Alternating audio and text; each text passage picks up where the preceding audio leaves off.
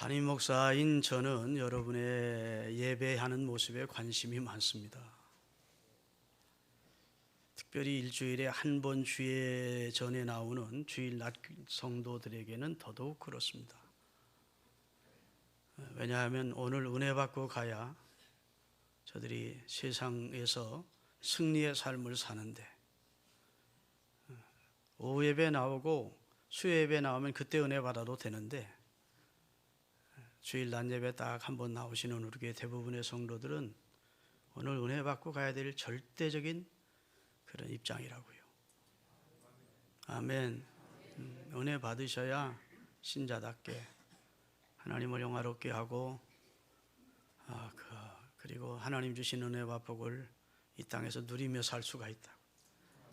그런데 일주일에 한 번 교회 나와서 찬송 속에도 집중하지 않고, 기도에도 집중하지 않고, 예배에 집중하지 않는 성도의 모습을 보면 아유 참 안타깝다 이런 생각이 들거든요. 집중하셔서 은혜 받으셔야 됩니다. 주님을 만난 하나님의 성령의 터치를 받고 감격스럽게 성전을 나가도 세상을 이기기가 쉽지 않은 세상인데, 의무적으로 왔다 가면 어떻게 신앙생활을 바르게 할 수 있겠습니까? 아멘. 오늘 또 목사로서 책임감이 있습니다. 여기 지금 청주에서 오시는 부부가 또 있다고요. 청주. 안산에서 오시는 우리 장로님이나 또 이원행 집사님 가족이 있다고요. 의정부 오시는 우리 서미래 집사님도 계시다고요. 뭐 진접 쪽에서는 여러 가정이 있고, 원근에서 하나님의 은혜를 받으려고 오셨는데 목사가 준비 잘해서 생명의 꼴을 먹일 책임이 있기 때문에 주일 낮 예배 설교는 제가 좀 더 심사숙고하고 귀중을 가지고 준비를 하는 중입니다. 은혜 받고 가시기를 바랍니다. 오늘 구원의 확신이 없었던 분들은 오늘 예배에 참석하시고 말씀 듣고, 나는 구원받았구나, 혹은 나는 구원받으려면 어떻게 해야 되겠구나, 이런 감동과 그리고 하나님 앞에서 도전을 받고 가시는 은혜가 있기를 바라겠습니다. 구원을 확신하십니까? 그런 제목이에요. 오늘 본문 보면 1절에 보면 우리 주 예수 그리스도로 말미암아 우리가 이제 믿음으로 구원을 얻었으니까 따라합시다. 하나님과 화평을 누리자. 누린다는 것은 놀라운 표현입니다. 우리 주 예수 그리스도를 통해서 의롭다함을 받고 구원함을 받은 성도는 하나님과의 관계가 화평을 누리는 관계가 돼야 된다. 하나님 앞에 내가 진노와 심판과 저주를 받을까 벌벌 떠는 상태가 아니라 하나님과 화목한 상태에서 그 화목과 화평을 누리는 삶을 살아야 된다는 겁니다. 그리고 하나님의 영광을 바라고 즐거워하는 삶을 살아야 된다. 2절 후반부에 보면 따라합시다. 하나님의 영광을 바라고 즐거워하는 삶을 살아야 된다. 하나님과 평화를 누리고 하나님의 영광을, 앞으로 주실 영광을 바라보고 즐거워하면서 신앙생활 하고 계십니까? 구원의 확신이 있는 사람은 이렇게 사는 것이 정상이에요. 그리고 오늘 본문 8절에 보면 우리가 아직 죄인 되었을 때 그리스도께서 우리를 위해 죽어주심으로 하나님이 우리를 얼마나 사랑하는지를 따라합시다. 확증하셨느니라. 확증이라는 말은 확실히 증거해 주셨다는 거예요. 희미하게 아는 게 아니고 하나님이 우리를 얼마나 사랑하시는지를 확실히 증거한 사건이 그 아들을, 우리가 아직 죄인으로 있을 때 그를 보내서 우리를 죄에서 속량해 내시고 구원해 내신 이 사건이 하나님 우리를 사랑한다는 확실한 증거가 된다는 겁니다. 그렇기 때문에 신앙도 확신의 신앙을 가져야 돼요. 하나님이 확실히 증거해 주셨는데 우리가 확실한 믿음을 갖지 못하면 안 되잖아요. 아멘. 확신이 넘치는 신앙생활을 하셔야 됩니다. 사실 신앙생활이 아니라도 확신은 우리 가운데 여러 가지로 유익을 줍니다. 확신감이 강한 사람일수록 일에 대한 성취도가 높습니다. 꿈을 이루는데 빠릅니다. 확신감이 강한 사람일수록 대부분의 경우는 성공을 합니다. 왜냐하면 확신이 있기 때문에 방황할 필요가 없습니다. 확신이 있기 때문에 호송세월하지 않습니다. 확신이 있기 때문에 이리 할까 저리 할까 흔들리지 않습니다. 그렇지만 확신이 다 좋은 것만은 아니에요. 무엇을 확신하느냐에 따라서 확신이란 자체가 우리에게 더 불행을 가져올 수도 있습니다. 다시 말해서 그릇된 확신은, 잘못된 확신은 그 사람을 불행하게 하고 패망케 하는 확신일 수도 있습니다. 특별히 수많은 사람들이 그릇된 확신을 가지고 이 세상을, 자기 삶을 전체 바쳐서 허송생활하는 사람들이 많이 있습니다. 그런데 여러분, 이 세상 하늘과 땅 사이 하나님과 우리 가운데 가장 귀한 일, 큰 일이 있다면, 우선해야 될 일이 있다면 그것은 구원입니다. 구원. 한번 냉철하게 생각을 해보자고요. 자, 우리가 현세로 끝나는 게 아니고 성경이 말씀하는 대로 영생이 있고 천국이 있음을 믿는다면, 그리고 영벌이 있고 지옥의 형벌이 있다는 사실을 믿는다면, 내가 살아 생전에 구원받는 것 이상으로 우선할 일이 있겠습니까? 구원받는 일보다 더 중요하고 큰 일이 있을 수 있습니까? 구원은 가장 우선해야 될 가장 큰, 가장 중요한 문제입니다. 할렐루야. 그렇기 때문에 구원에 대한 분명한 태도가 있어야 되고, 그리고 구원을 받을 수 있다, 받았다고 생각되면 구원에 대한 확신을 가지고 살아야 됩니다. 구원이라고 하는 것은 건져낸다는 뜻입니다. 고통과 죄악과 죽음과 죄의 형벌로부터 지옥에서 건져내는다는 뜻이 기독교적 의미가 있습니다. 건져내어서 생명을 누리게 하고 천국의 영생에 참여시키는 것을 구원이라고 합니다. 아멘. 예수님께서는 이 문제를 완성해 주시기 위해서 이 세상에 오셨습니다. 이 문제를 해결해 주시기 위해서, 우리에게 구원을 주시기 위해서 이 세상에 오시었고, 십자가상에서 피 흘려 돌아가시면서 마지막 외침이 다 이루었다는 선언입니다. 그 다 이루었다는 선언은 자신이 이 땅에 있는 구원받은, 선택받은 주의 백성을 구원하기 위한 귀한 사역을 이제 다 완성했다는 승리의 선언이 되는 것입니다. 할렐루야. 여러분, 구원에 대한 확신은 우리 인생을 완전히 새롭게 합니다. 내가 구원받았다는 확신이 있으면 그때부터는 허무한 인생이 아닙니다. 허무에 굴복하는 삶이 아니라고요. 그때부터는 무의미한 인생이 아닙니다.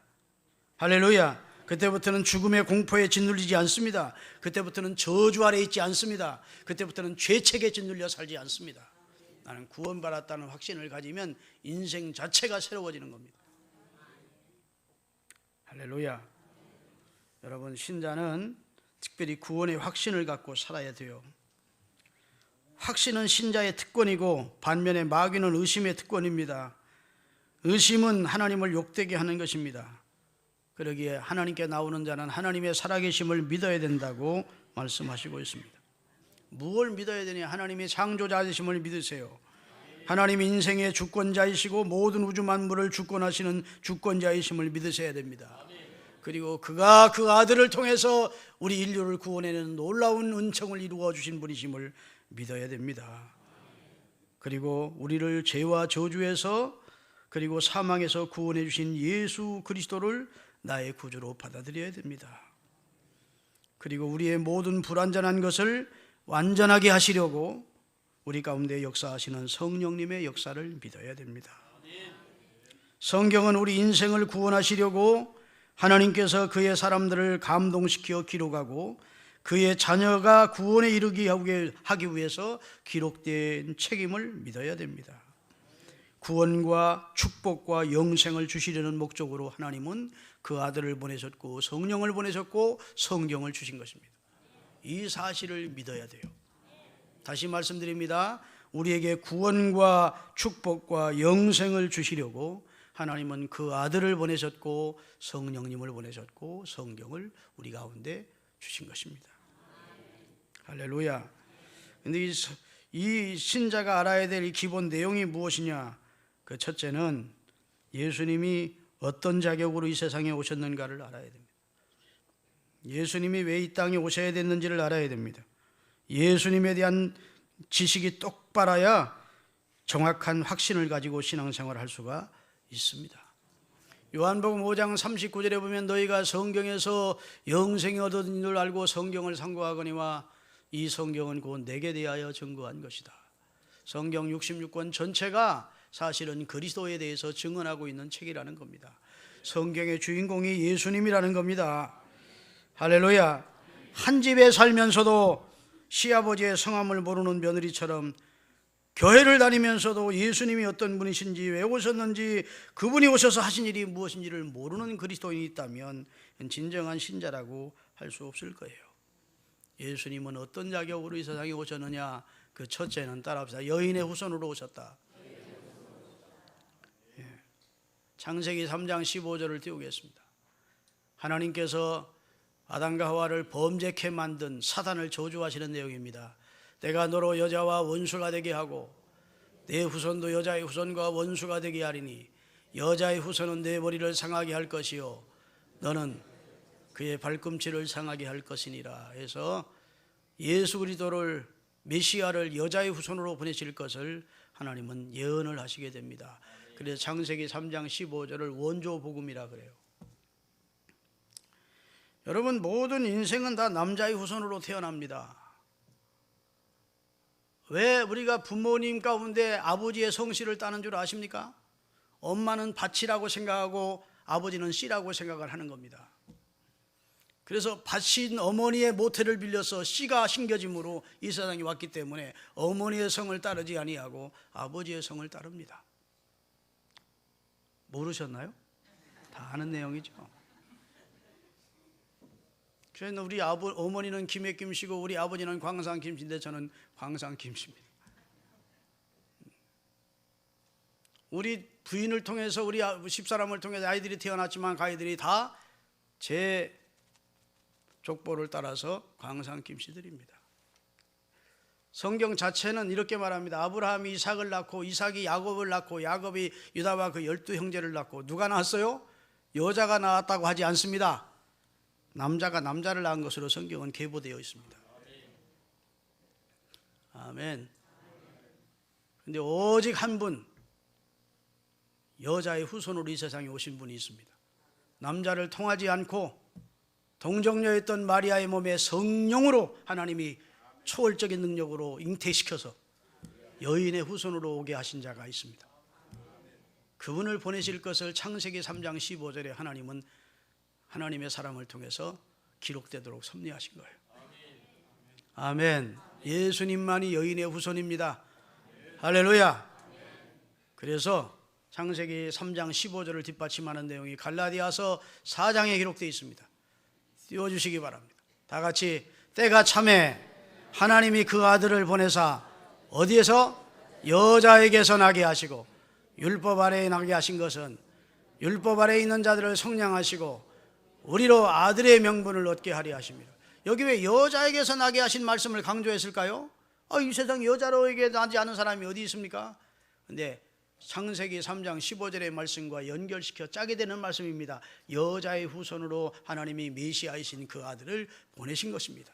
언제? 때가 참에 하나님이 예언하셨던 말씀하셨던 그의 선지자들과 종들의 말씀을 통해서 때가 참에 여인의 몸을 통해서 인류의 메시아를 보내시어 인류를 구원하시는 역사를 이루시게 된 것입니다. 여러분, 하나님이 현실 세계를 창조하시기 전에 영물 세계, 영적 세계를 먼저 창조하셨음을 성경을 통해 알 수 있습니다. 그 다음에 하나님께서 우리 현실 세계인 이 역사를 창조하셨습니다. 그래서 천지 만물을 창조해요. 그 다음에 성경에는 또 예수 그리스도의 세계가 따로 있음을 말해주고 있습니다. 자, 잘 들으세요. 영물 세계, 현실 세계, 예수 그리스도의 세계. 자, 아브라함과 다윗의 자손 예수 그리스도의 세계라 이렇게 되어 있다고. 그 예수 그리스도의 세계는 이 세상의 현실 세계 안에서 그리스도를 통해서 구원받는 사람들의 세계를 말합니다. 구원 얻는 이들의 세계가 따로 있습니다. 하나님이 현실 세계를 지으시고 에덴을 창설하시고 아담과 하와를 지었습니다. 하나의 금령을 내립니다. 선악을 알게 하는 중앙에 있는 나무는 먹지 마라. 그것이 하나님을 존중히 여기는, 하나님을 신뢰하는 하나의 행위로 하나님이 보실 것을 선언하시고, 먹는 날에는 정령 죽으리라, 나와 단절된다 선언했습니다. 근데 영물 세계에서 하나님을 도전했다가 하나님에게서 쫓겨나 지상에 내려와 있던, 공중권세 잡고 있던 마귀가 에덴을 침투한 것입니다. 사단이. 그리고 아담과 하와를, 첫사람 아담과 하와를 범죄케 한 것입니다. 이해되세요? 그리고 하나님 앞에 죽음이 선언된 건, 죄값은 사망인데 하나님과 단절된 거예요. 그래서 에덴에서 축출된 것입니다. 죽음은 물론 나중에 죽지만 하나님과 영적 사망이, 하나님 안에 영적 사망이 선언된 거예요. 그때부터 인간에게는 저주가 왔습니다. 하나님의 심판 아래 있게 돼 있어요.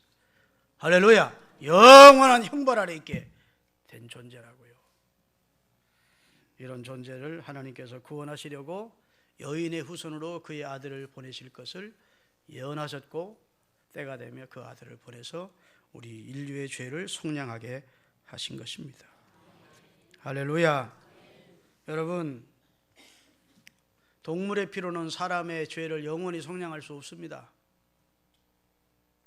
그렇다고 영물, 천사나 이런 걸 통해서는 사람의 죄를 속량할 수 없어요. 왜? 천사는 육체도 없고 피도 없으므로. 성경에 보면 생명이 피에 있으므로 피가 죄를 속한다고 레위기 17장에 말씀했는데, 그래서 할 수 없이 인간은 모두 다 죄인이기에 이 인간 중에서 인류의 죄를 속량할 사람은 없기에 하나님께서 여인의 후손으로 당신의 아들을 보내신 겁니다.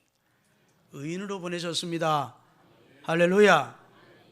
죄와 상관없는 존재로 남자를 덧치지 아니하고 동정력 있던 그의 몸에 성령으로 잉태시켜서 한 사람 의인을 보내신 겁니다. 믿습니까? 그리고 우리 죄를 속량하여 구원하시는 일을 이루시게 된 거예요. 보내시면서도 마리아에게, 요셉에게 이름을 예수라 하라. 따라합시다. 이는 저가 자기 백성을 저희 죄에서 구원할 자다. 구원자로 보내심을 확실하게 증언해 주시게 된 것입니다. 두 번째로 예수님이 어떤 자격으로 이 세상에 오셨느냐? 새 언약의 당사자로 오셨습니다. 새 언약. 새 언약이 있다는 것은 옛 언약이 있다는 뜻입니다. 자, 여러분 히브리서 9장 15절을 띄우겠습니다. 같이 읽습니다.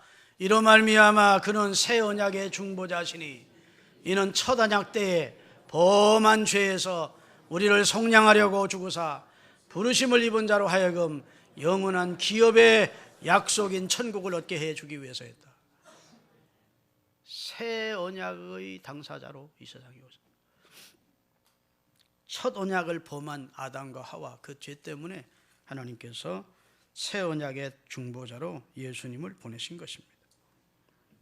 성경 전체 내용의 대지는 구원을 얘기합니다. 구원. 그 다음에 구원을 이루시는 분은 누구냐? 예수님이라고 선언하고 있어요. 성경 전체 내용은 구원에 대한 내용이고 인류 구원에 대한 책이에요. 아멘. 그 구원을 이루신 분은 누구라고요? 그리스도임을 말씀하고 있어요. 예수님은 첫 언약을 범한 인간의 죄를 속량해 주시려고 말씀이 육신이 되어 새 언약의 당사자로 이 세상에 오셔서 누구든지 저를 믿는 자는 멸망치 않고 영생을 얻게 하시는 하나님의 새 언약의 당사자로 하나님이 세우신 거예요. 그래서 예수님은 첫 번째는 여인의 후손으로 오셨고 두 번째는 새 언약의 당사자로 오셨습니다. 세 번째는 따라합시다. 하나님이 보내신 한 의로 오셨다. 예. 로마서 3장 10절에 보면 의인은 없나니 하나도 없다고 선언하고 있습니다. 그러기에 인간은 누구의 죄를 대신 속량할 자격이 없습니다. 왜? 당사자인 자기가 먼저 죄인이기 때문에. 그래서 하나님은 한 의로운 분을 보내셔야 됐습니다. 로마서 3장 21절입니다. 이제는 율법 외에 하나님의 한 의가 출현했는데, 태어났는데 성경 구약의 율법과 선지자들에게 이미 태어날 것이라고 증거되었던 분이다. 어느 날 뜬금없이 예수님이 태어난 거 아니고 수천 년 전부터 하나님이 그의 사람들을 통해서 말씀하셨던 그분이 한 의가 되어 우리에게 의를 주시려고, 우리 죄를 가져가시고 우리 그의 의를 우리에게 주시려고 이 세상에 오신 것입니다. 할렐루야. 믿습니까? 그 다음에 예수님께서 무엇 하려고 오셨는가? 이 내용을 다시 한번 확실히 들으시기를 바랍니다. 따라합시다. 죄를 없이 하시려고 이 땅에 오셨다. 우리 인생에 예수를 주로 믿는 사람들의 죄를 없이 해주시려고 오셨어요. 요한일서 3장 5절입니다. 그가 우리 죄를 없애려고 나타나신 것을 너희가 아나니 그에게는 죄가 없느니라. 그리고 와셔서 우리 죄를 없애려고 우리 죄를 그분이 가져가셔서 담당해 주셨습니다. 베드로전서 2장 24절이에요. 오늘 이 말씀이 참 중요합니다. 여러분, 기본적인 기독교의 복음 같지만 이 내용에 확실히 서야 여러분이 구원의 확신을 가지고 활력 있게 힘있게 감사하며 신앙생활할 수가 있는 거예요. 1000번만 번 들어도 오늘 이 구원의 확신에 대한 내용은 중요한 설교예요. 자, 베드로전서 2장 24절입니다. 친히 나무에 달려 그 몸으로 우리 죄를 담당해 주셨으니 이는 우리로 죄에 대하여는 죽고 의에 대하여는 살게 하려 하심이라. 그가 채찍에 맞음으로 우리가 하나님의 은혜로 정상이 됐다. 할렐루야. 예수님 홀로 사단과 더불어 싸워서 우리 죄를 담당해 주시고 우리 죄를 없이 해 주셨습니다. 저는 광상김씨입니다. 뭐 노인들 얘기 들어보니까 양반김씨라고. 근데 제가 광상김씨가 되고 싶어 된 거 아닙니다. 우리 아버지가 광상김씨니까 내가 광상김씨입니다. 그렇죠? 내가 취사 선택한 것이 아니라고요. 나는 무슨 옷을 입어도 광상김씨고 무슨 음식을 먹어도 광상김씨고 내가 어디가 있든지 광상김씨입니다. 그렇죠? 그것은 우리 아버지가 광상김씨였기 때문에 저는 숙명적으로 광상김씨가 됐습니다. 제가 무슨 말씀을 드리려고 하냐면 우리 인간은 숙명적으로 죄인입니다. 아담 앞에 저주와 죄를 선언받은 아담 안에서 우리는 태어납니다. 아멘 좀 하세요. 첫사람 아담 안에 우리는 있을 때에는 우리는 모두 다 죄인입니다. 영적 죄의 DNA를 가지고 있습니다. 벗어날 수 없습니다. 그런데 하나님의 아들이 오셔서 우리의 영적 DNA를 제거해 주신 겁니다. 그리고 하나님의 아들의 품으로 우리를 넣어주셨어요. 성경에는 이 세상에 두 대표 선수가 있답니다. 첫사람 아담이 대표이고 두 번째 둘째 아담 대신 예수님이 대표 선수래요. 첫째 아담 안에 있으면 다 죄의 DNA를 벗어나지 못한 것으로 보시고 멸망이요. 둘째 아담 예수 안에 있으면 생명의 안에 들어온 것으로 보시고 구원입니다. 여러분, 우리나라 대표 선수가 올림픽에 나가서 금메달을 땄습니다. 우리가 잘해서 딴 건 아니고 대표 선수가 땄으면 우리 모두가 다 박수 쳐주고 우리의 영광이고 우리 대한민국 국민의 자랑입니다. 그렇죠? 그가 우리를 대표해서 나간 대표성이 있기 때문에. 만약 우리나라 대표 선수가 가서 패전해서 실패했어요. 그러면 그가 졌지만 우리가 다 가슴 아파합니다. 우리 나라가 진 거예요. 이 내용을 로마서 5장 19절에 정확하게 표현을 해주고 있습니다. 다 같이 읽겠습니다. 한 사람이 순종하지 아니하므로. 한 사람이 누구예요? 최초의 사람 아담이 순종하지 아니하므로 많은 사람이 죄인이 된 것 같이 한 사람이 순종함으로. 이게 한 사람은 누굴까요? 둘째 아담으로 오신 예수 그리스도께서 하나님의 뜻에 죽기까지 복종하심으로 많은 사람이 의인이 된 것입니다. 그분이 대표 선수였던 아담은 졌는데 둘째 대표 선수로 오신 예수님은 이겼다는 겁니다. 사단을 이기고 죄를 이기고 죽음을 이기시고 승리하신 것입니다. 그분이 왜 이 세상에 오셨느냐? 두 번째, 우리 위에 저주를 받으시려고 오셨습니다. 갈라디아서 3장 13절입니다. 그리스도께서 우리를 위하여 저주를 받은 바 되사 율법의 저주에서 우리를 속량하셨으니 기록된 바 나무에 달린 자마다 저주 아래에 있는 자라 하였습니다. 성경 구약에 나무에 달린 자는 저주 아래에 있다 했는데 예수님이 저주의 가시체를 쓰시고 저주의 나무에 달려 십자가에 달려 죽으셨어요. 그런데 그리스도께서 우리를 위하여 저주를 받은 바 되셨다고 기록하고 있습니다. 나 때문에 저주를 받은 분이 있다는 거예요. 나 때문에 심판을 받은 분이 있는데 그분이 예수 그리스도라는 겁니다.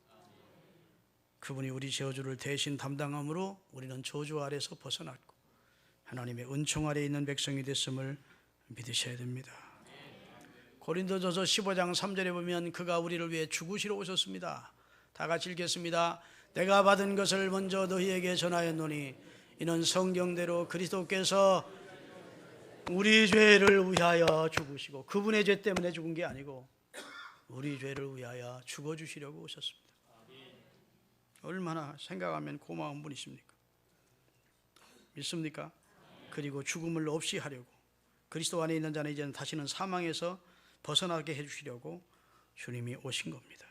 마지막으로 하나님의 아들 예수님이 세상에 오신 것은 마귀의 일을 멸하려고 오셨대요. 요한일서 3장 8절입니다.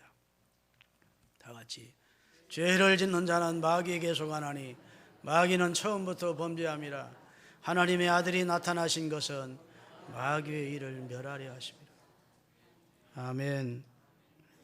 인간에게 범죄케 하기 위한 것이 마귀의 일입니다. 마귀는 사람을 범죄케 하고 죄의 사슬로 인간을 얽매이고 흉악한 결박에서 벗어나지 못하게 합니다. 그래놓고 죄를 범한 우리를 하나님을 향하여 참소합니다. 철중이가 이런 죄를 졌습니다. 하나님 참소해야 된다. 여러분 욥기서에 보면 사단이 하나님 앞에 욥을 참소하는 내용이 나옵니다. 그렇죠? 참소한다. 요한계시록 12장 10절에 보면 마귀를 밤낮 참소하는 자로 표현하고 있습니다. 다 같이 내가 들으니 하늘에 큰 음성이 있으르되 이제 우리 하나님의 구원과 능력과 나라와 또 그의 그리스도의 권세가 땅에 나타났으니 우리 형제들을 참소하던 자 곧 우리 하나님 앞에 밤낮 우리를 일러 바치던 자가 결박이 됐대요. 다시 말해서 마귀가 하는 일은 성도를 참소하는 일인데 성도의 참소하는 마귀의 일을 해서 마귀에게서 우리를 벗어나게 해주려고 우리를 구원했다. 그래서 로마서 8장에 보면 하나님이 우리를 의롭다고 하시는데 누가 우리를 정죄하리요? 하나님이 우리를 의롭다고 하시는데 누가 우리를 송사하리요? 그런 말이에요. 아멘. 하나님의 아들이 바로 이런 의를 우리에게 주시고 우리를 참소하던 마귀의 참소거리를 하나님이 막아 주신 겁니다. 자, 이제 기독교 복음의 이름 진수를 여러분에게 오늘 말씀을 드렸어요. 그럼 여러분 가운데 혹시나 아직도 회개하고 복음을 믿지 않는 사람이 있다면 회개하고 복음을 믿어야 됩니다. 이 내용을 여러분이 지식적으로 알면 안 돼요. 이 내용을 듣고도 아무런 감흥이 없다? 화인 맞은 양심입니다. 아직 계시의 눈이 열리지 않은 거예요. 아직 성령이 그 마음을 안 열어주신 거예요. 성령의 조명이 없는 거예요. 심각하게 들으셔야 돼요, 여러분. 그렇다고 낙심만 하지 마시고 어느 순간 하나님께서 여러분에게 심령의 성령의 조명을 주실 것입니다. 어느 순간 계시의 눈을 밝혀주실 것입니다. 어느 순간 하나님 앞에 자신이 죄인임을 깨닫고 이 복음을 받아들이게 해주실 것입니다. 그러나 오늘 하시면 더 좋습니다. 따라합시다. 회개하고 복음을 믿자. 마가복음 1장 15절입니다. 예수님이 첫번 예수님이 공생애에서 첫 번 하신 말씀이에요. 이르시되 때가 찼고 하나님의 나라가 가까웠으니 회개하고 복음을 믿으라. 회개하고 복음을 믿어야 돼. 회개 없이 복음을 받아들였다? 거짓말입니다. 복음의 내용을 그냥 감동 없이 감흥 없이 받아들일 수는 없습니다. 하나님의 아들이 나 같은 죄인을 구원하시기 위하여 살찢고 피 흘려 돌아가셨구나. 나는 영원한 형벌 아래 있는 존재였는데 하나님의 참사랑이 내게 나타났구나. 하나님께서 그리스도를 통해서 내 죄를 속량해 주셨구나. 이 사실이 가슴이 와 닿으면 그 사랑에 감동되고 그 은혜에 감동돼서 눈물과 그 다음에 자신의 지난날의 죄악이 생각나서 회개가 터져나오게 돼 있다. 나는 교회 다니다 보니까 교회 됐어요. 교인 됐어요. 담 넘어 들어온 사람입니다. 회개를 통과하지 않고 들어왔어요. 회개를 통과하셔야 됩니다. 어느 순간이든 애통하고 회개할 마음을 달라고 기도하셔야 됩니다. 성령이여 강림하사 나를 감화하시고 애통하며 회개할 마음을 충만하게 하소서. 하나님의 사랑에 감격해 본 적이 있으십니까? 그리스도의 대속의 은혜에 눈물 흘려 본 적이 있으십니까? 그러셔야 됩니다. 적어도 한 번은 그러셔야 돼요. 아멘. 그리고 복음을 가슴 뜨겁게 받아들여야 됩니다. 그리고 나를 죄와 사망에서 구원해 주시기 위해서 그 희생을 치러 주시고 그 아픔을 담당하신 그리스도를 위해서 살고 싶은 충동이 일어나야 됩니다. 삶의 방향이나 그 다음에 성서적 가치관과 인생관이 새롭게 세워져야 됩니다. 꼭 그러실 수 있게 되기를 예수님의 이름으로 축원합니다. 회개한다는 것은 후회하는 게 아니에요. 후회 정도가 회개가 아닙니다. 후회는 가룟 유다도 후회했습니다. 예수님 물론 30에 팔고. 후회가 아닙니다. 회개는 따라합시다. 잘못을 토설하고 하나님께로 돌아서는 것이다. 지난날 잘못을 가슴 깊이 뉘우치며 토설하고 방향을 하나님께로 돌리는 거예요. 이제부터는 하나님 쪽을 바라보고 사는 것입니다. 그러기에 회개를 통해서 심령이 새롭게 되는 겁니다. 회개한 심령에 새로움이 오는 거예요. 아멘. 그리고 그 회개한 심령에 새로움이 오고 그 다음에 정결케 되고 그리고 복음의 능력이 임하고 성령의 권능이 임하고 하나님의 뜻대로 살고 싶은 힘이 오고 그러는 겁니다. 따라합시다. 회개하고 복음을 믿자. 복음이라는 말 자체가 기쁜 소식, 복된 소식입니다. 여러분, 복음을 받아들인다는 것이 무엇과 같으냐? 접목하는 것과 같습니다. 성경이 그렇게 말하고 있어요. 접붙임. 쓸모없는 나무를 쓸모있는 나무의 순을 잘라다가 접붙이는 겁니다. 그러면 쓸모없던 나무, 쓸모없는 열매만 맺던 나무가 접붙임을 받은 이후에는 그 접붙임을 받은 생명력이 그 나무를 주장하게 되고 그때부터는 좋은 열매를 맺는 겁니다. 예수 그리스도의 생명의 순이 우리에게 접붙임을 받는 거예요. 그게 회개하고 복음을 믿는 겁니다. 그때부터는 새 힘이 오는 거예요. 새 삶이 나타나는 거예요. 할렐루야. 그래서 신자는 생명을 얻었고 영생으로 옮긴 자라고요. 요한복음 5장 24절 읽겠습니다. 내가 진실로 진실로 너희에게 이르노니 내 말을 듣고 또 나 보내신 이를 믿는 자는 영생을 얻었고 이제는 심판에 이르지 아니하나니 사망에서 생명으로 옮겨진 사람이다. 첫째 아담 안에 있으면 다 죽을 자인데 둘째 아담 예수 안으로 호적을 옮긴 사람이 그리스도인입니다. 그건 어떻게 가능하다고요? 회개하고 마음으로 예수님을 주로 믿고 입으로 시인하면 예수님께로 호적이 옮겨지는 것. 그게 구원입니다. 여러분, 미국 간 이민자들이 가서 가장 원하는 게 뭔 줄 아십니까? 영주권 거쳐서 시민권 받는 겁니다. 가장 강력한 나라, 가장 힘이 있는 나라에 영주권 내지 시민권을 얻으면 그때부터는 복지 혜택도 누리고 여러 가지 참 혜택이 많거든요.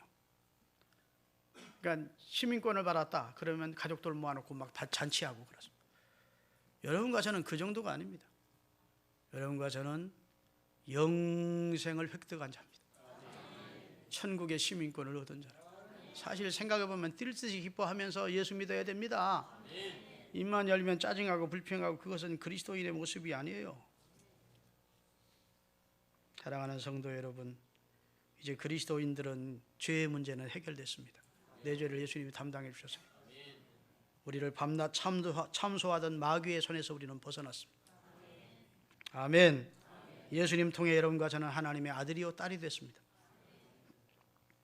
그리고 내 이름은 천국에 기록되어 있고 나는 영생을 획득한 사람이 됐습니다. 아멘. 그리고 그 하나님은 지금도 그의 영을 우리 가운데 보내서 성령을 보내서 우리를 인도해 가고 도와주시고 계십니다. 우리는 이렇게 행복자입니다. 따라합시다. 이스라엘아, 너는 행복자로다. 성경에 있는 내용이면 아멘. 성경을 안 읽어본 분들은 성경에 그런 소리도 있어? 그럴 줄 몰라. 사실이에요. 이스라엘이여, 너는 행복자로다. 여러분과 저는 국가적으로는 이스라엘 백성이 아니고 그러나 영적으로는 우리가 이스라엘입니다. 선민이라고요. 김철중이여 너는 행복자로다. 여러분 이게 바탕에 깔려 있어야 돼요. 여러분 저 목사로서 문제가 많은 목사입니다. 하나님 앞에 불충하고 많은 기도 생활도 못하고 허물이 많고, 그러나 한 가지 하나님 앞에 내가 잘하는 거 있습니다. 난 기본이 되어 있습니다. 하나님이 내 죄를 용서하셨고 하나님이 날 사랑하시고 나는 영생을 얻었고 뭐 이런 여기에 대한 확신이, 이 내용을 한 사람이라도 전해 주어서 이 내용을 가지고 구원받는 사람들이 많게 하는 일을 해야 되는 것이 제 사명이라. 기본이 안 돼 있으면 안 돼. 이게 복음의 내용의 기본입니다. 여기에 확실히 서시는 여러분이 되시기를 주의 이름으로 축원합니다. 기도하시겠습니다.